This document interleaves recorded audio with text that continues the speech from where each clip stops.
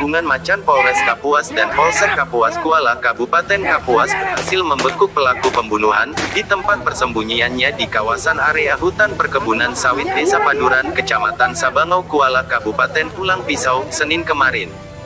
Pelaku berinisial IM ditangkap petugas atas laporan masyarakat karena diduga sebagai pelaku pembunuhan seorang nenek berinisial SM berusia 63 tahun di Desa Wargomulyo, Kecamatan Kapuas Kuala Kabupaten Kapuas.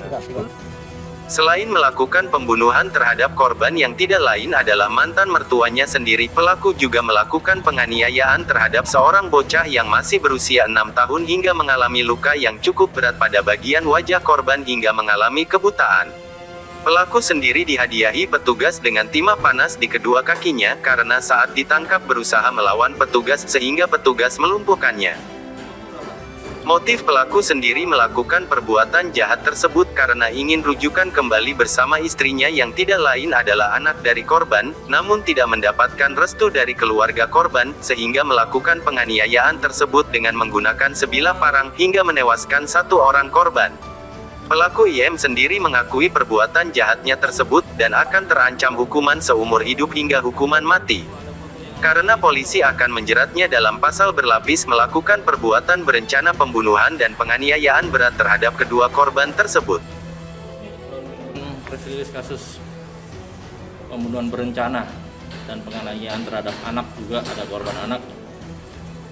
Kronologisnya pada tanggal 28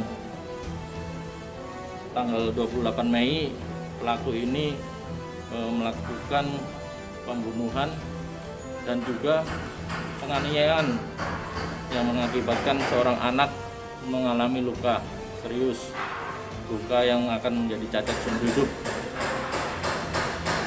Korban meninggal dunia adalah nenek dari anak tersebut dan merupakan mantan mertua dari tersangka. Korban dibunuh dengan menggunakan parang berkali-kali, bertubi-tubi dibacok kepada tubuh korban.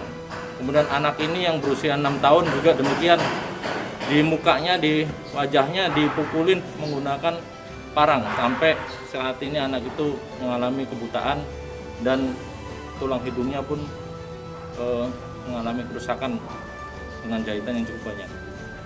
Motif tersangka karena tersangka sakit hati kepada korban karena mau rujuk dengan istrinya tidak direstui, sehingga korban mengulangi tersangka merencanakan pembunuhan terhadap korban tersebut.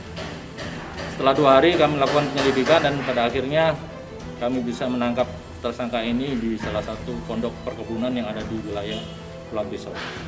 Demikian yang dapat saya sampaikan.